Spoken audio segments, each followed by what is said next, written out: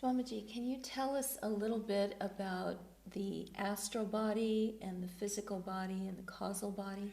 Well, you see, when the universe and when the soul both come into manifestation out of God, the first thing is that consciousness is broken up into thoughts.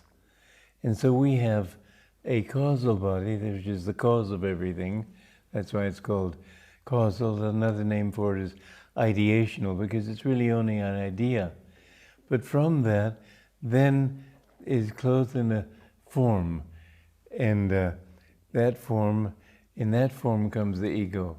In the causal body, there's not yet the ego. There's individuality, but not ego. How do you explain that?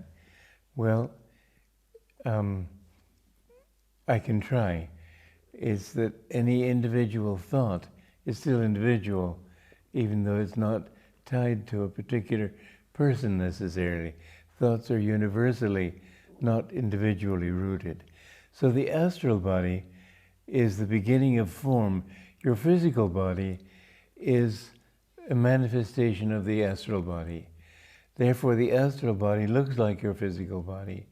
But usually, when you leave the physical body, you may be an old man of 86 like me, but when you come into your astral body, you have a young form again.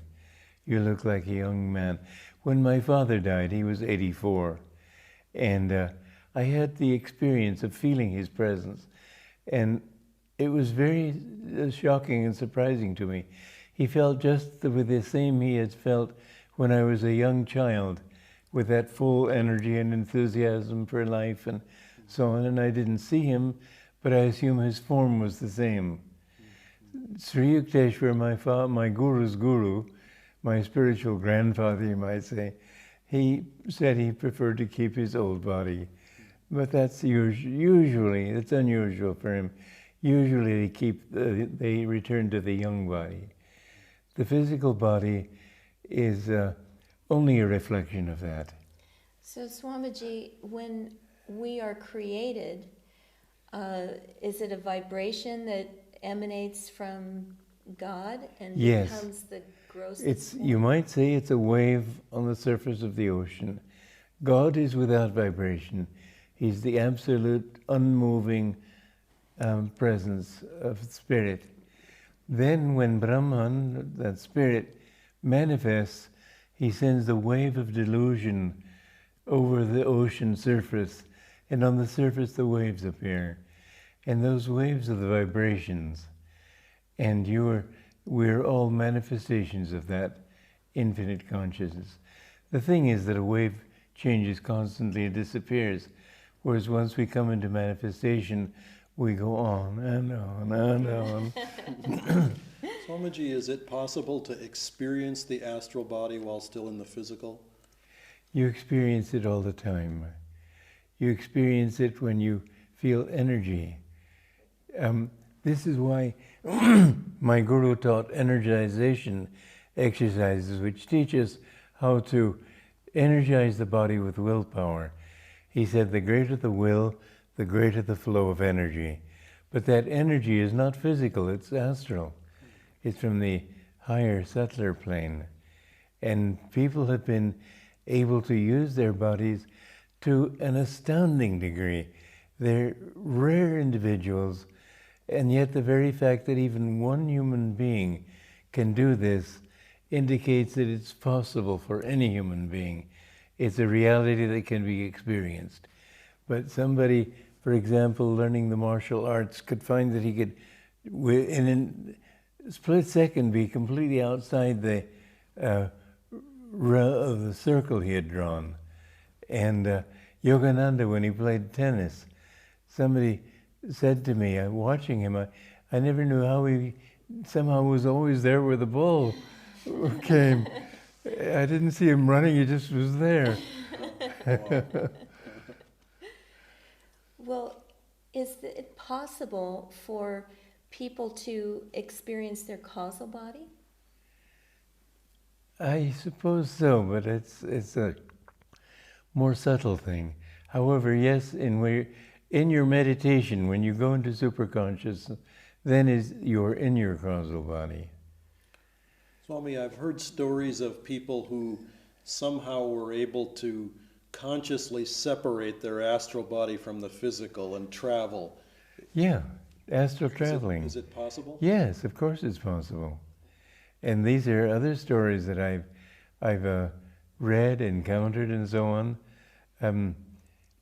There's also the saints who can appear in more than one place at once. A friend of mine was he was a disciple of Neem Karoli Baba in India, and he saw him talking to somebody on the street there, and he got to his home a few minutes later, and the phone rang, and the operator said it was a call from Kerolbag, and or Meroli maybe, anyway, and it was this saint. He said, "What did you just see?" He was rather an odd one, that saint. Is that, is it a helpful practice, I guess, is the... No, you don't want powers. You can develop many great powers without knowing God. There was a Saint Yogananda told about Goraknath, and he had great yogic powers. He lived 300 years. This may seem to Westerners absolutely impossible, but I myself have met saints of 144 years and so on. Great age is not a difficult thing for such people.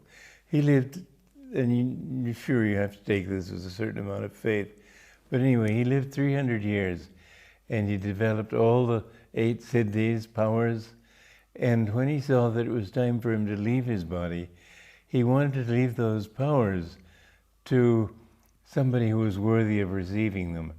So he looked through the spiritual eye. This is the true eye, of which these are just broken up into the duality of this world. But our true eye is here, and this is where we see spiritually. And so he looked through the spiritual eye, and he saw this yogi, a young man, sitting on the banks of the Ganges. And he materialized in front of him and said, "I'm Baba Goraknath." And the young man opened his eyes and was not very impressed. He says, "That's so?" And Goraknath was, after all, he was a famous person, as you'd expect if you had lived 300 years. So he said, "Well, I've seen that my time has come for me to leave this body, and I wanted a worthy person to give these 8 powers that I have, and I see that you're worthy. I want to give them to you." And he condensed them into 8 pellets of mud, which if you hold them in your hand, you'll absorb into yourself. And this young man took those 8 pellets of mud and said, "Are these mine to do with as I please?" And Goraknath said, "Yes, of course, I've given to you." He threw them in the water. And Goraknath said, "What have you done?" And he said, "Are you still in delusion, Goraknath?"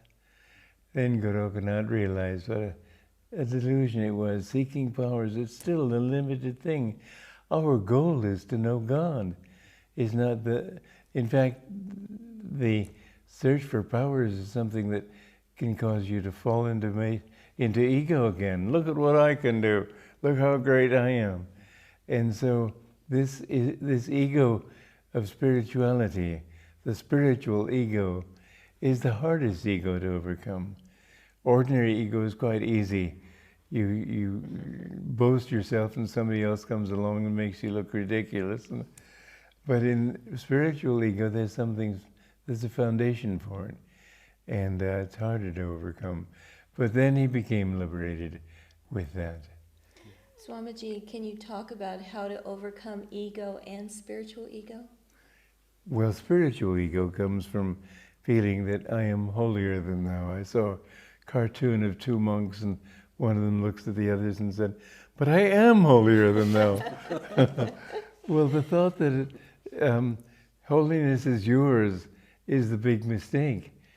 Yes, you manifest goodness, but you must say that it is God who is good. It is God who does everything. It is God who has accomplished whatever I've accomplished. And in fact, you should put it this way, that I remember When I was a child, I said to my mother that I had given something to somebody. Wasn't that good of me, Mother? No, it wasn't good. It's what you should have done. And this is the attitude that we should have toward any good that we do. It's what we should do. Why feel proud of it? And so we should, spiritual ego is to feel that you are better than other people because of your spirituality. Then what's the use of it? No, we must, it's the hardest ego to overcome, as I said, but we must overcome it by saying God is the doer. And every good that we do, just let him give the credit to him. Never accept credit for yourself. And people will say, but you deserve some credit after all for being in tune with him. No, don't accept it. There's much more freedom in saying he is the doer, not I. Don't accept that, well, I'm an instrument. No, you're nothing. Whatever I've done in life, I've tried to feel, and I think successfully, that I haven't done it, he's done it. The other ego, to overcome that, the ego of family and pride of pedigree and wealth and all those things, those are knocked out easily, but others replace them. We've got to get rid of this thought that I am separate from you, that I am this body and I only have this body to concern myself, and it doesn't matter what happened to other people. They may suffer, they may starve to death, it doesn't matter to me. It's not my problem. Well, that's a wrong attitude. We've got to understand that everybody's suffering is our suffering. Everybody's joy is our suffering. So this is why it's better, more blessed, as Jesus said, to give than to receive. More blessed because it's more blissful. You feel happier on a higher level, a higher octave of happiness when you share what you have with other people. When you give away even something that is very precious to you because you want somebody else to enjoy it. To think in terms of the welfare of other people, to serve others is the path to liberation. It's not, don't do it because people praise you for being good, that's just a return to ego.